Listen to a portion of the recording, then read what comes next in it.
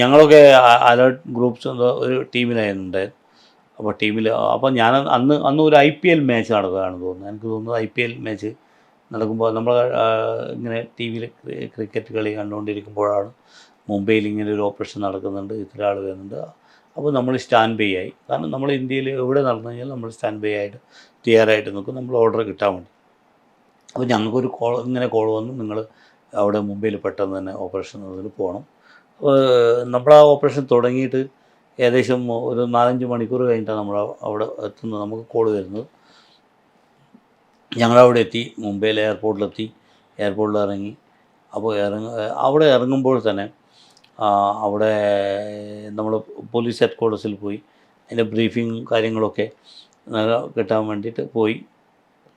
അപ്പോൾ ഞങ്ങളെത്തുമ്പോഴേക്കും നമ്മുടെ ഈ ഹേമന്ത് കർക്കറെ, തലാസ്കർ കമ്മിറ്റി, അങ്ങനെ കുറേ പോലീസ് ഓഫീസേഴ്സ് മരിച്ചിട്ട് ഈ ടെററിസ്റ്റുകളൊക്കെ 3 സ്ഥലങ്ങളിൽ, Nariman house, Taj hotel, Trident Oberoi hotel എന്ന് പറഞ്ഞ 3 സ്ഥലത്തുള്ള ആൾക്കാരെ ബന്ദികളാക്കി വെച്ചിട്ട് അവർ വിചാരിച്ചത് ഒരു സേഫ് സോണാണ് എന്ന് വിചാരിച്ചിട്ട് ഇങ്ങനെ നിന്നതാണ്.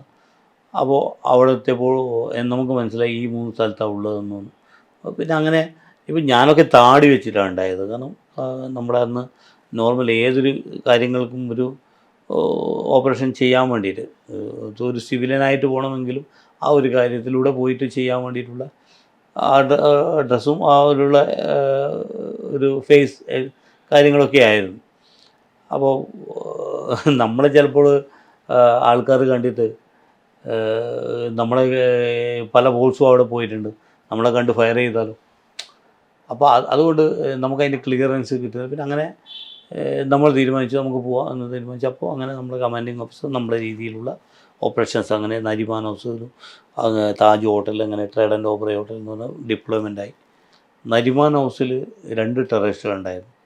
ആ 2 ടെററിസ്റ്റുകളെ വധിക്കുന്നതിനിടയിൽ വെച്ചിട്ടാണ് നമ്മുടെ പ്രിയപ്പെട്ട കമാൻഡോ ഗജേന്ദ്ര സിംഗ് അവിടെ വെച്ച് വീരമൃത്യു വരിക്കുന്നത്. കാരണം അവിടെ ഇരിക്കുന്ന ഹോസ്റ്റേജിനെല്ലാം ഇതിലേറ്റവും എടുത്തു പറയേണ്ടത് നമ്മുടെ കമാൻഡോസിന് അഭിമാനിക്കാവുന്ന കാര്യങ്ങൾ, ഈ പറയുന്ന സ്ഥലങ്ങളിലൊക്കെ നമ്മൾ ഏകദേശം ഒരു 2000-ൽ പരം ആൾക്കാരെ സേവ് ചെയ്തിട്ടുണ്ട്.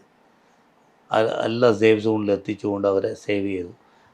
സേവ് ചെയ്തപ്പോൾ ഒരാൾക്ക് പോലും ഒരു പോറലേറ്റിട്ടില്ല. നമ്മുടെ 2 കമാൻഡോസ് നമുക്ക് നഷ്ടപ്പെട്ടിട്ടുണ്ടെങ്കിലും നമ്മളെ മറ്റുള്ള ഓപ്പറേഷൻ സക്സസ് ആക്കാൻ വേണ്ടി നമുക്ക് സാധിച്ചിട്ടുണ്ട്. അപ്പോൾ അങ്ങനെ അവിടെ നരിമാൻ ഹൗസിൽ 2 ടെററിസ്റ്റുകളെ വധിച്ചു. അത് താജ് ഹോട്ടലിൽ 4 ടെററിസ്റ്റ് ഉണ്ടായിരുന്നു. അവിടെയാണ് നമ്മുടെ കേരളത്തിൻ്റെ അഭിമാനമായിട്ടുള്ള, പ്രത്യേകിച്ച് നമ്മുടെ ഇന്ത്യയുടെ തന്നെ എല്ലാവരും ഒരു പട്ടാളത്തിൽ ഇന്നത്തെ യൂത്ത് ഒരു റോൾ മോഡലായി കാണുന്ന ഒരു സൈനികൻ എന്താണെന്ന് ചോദിച്ചാൽ ആദ്യം വരുന്ന പേര് സന്ദീപ് ഉണ്ണികൃഷ്ണൻ സാറിൻ്റെ ആയിരിക്കും. ഈ അവസരത്തിൽ ഞാൻ അദ്ദേഹത്തെ സ്മരിക്കുകയാണ്. അദ്ദേഹത്തിൻ്റെ കൂടെ സർവീസ് ചെയ്യാൻ കഴിഞ്ഞത് എൻ്റെ ജീവിതത്തിൽ ഏറ്റവും കിട്ടിയ ഭാഗ്യമായിട്ടൊന്നും ഞാൻ കരുതുന്നത്. അത് നമ്മളതൊന്നും ചിന്തിക്കാതിലപ്പുറമാണ്. നമ്മളെത്ര പറഞ്ഞാലും മതിയാവില്ല. കാരണം ഇന്ന് എല്ലാവരും പറയും ഞാൻ അങ്ങനെ ചെയ്യും ഇങ്ങനെ ചെയ്യുമെന്ന് പറഞ്ഞാൽ എല്ലാവരും സ്വാർത്ഥരാണ്. പക്ഷേ ആ സൈനികൻ സ്വാർത്ഥനാവാത്ത കാരണം അവൻ ഇത്ര ഓപ്പറേഷനിൽ പോകുമ്പോൾ അവൻ്റെ കുടുംബത്തെ അന്നടക്കം മറന്നു പോകും. അവനൊന്നു മാത്രമേ മനസ്സിലുണ്ടാവൂ, എങ്ങനെയെങ്കിലും എൻ്റെ കർത്തവ്യം നിർവഹിക്കണം.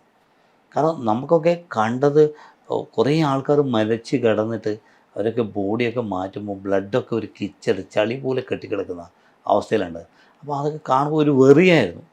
അതിൽ കുട്ടികളടക്കം ഉണ്ടായിരുന്നു. കാരണം ആ ഒരു വെറി എന്നത് ഇത്രയും സാധാരണക്കായ മനുഷ്യൻ ഇങ്ങനെ ഉണ്ടാകുമ്പോൾ അവനെ എങ്ങനെയെങ്കിലും ക്ലിയർ ചെയ്യണമെന്നൊരു ബോധത്തോടു കൂടി നമ്മൾ പോകുന്നത്.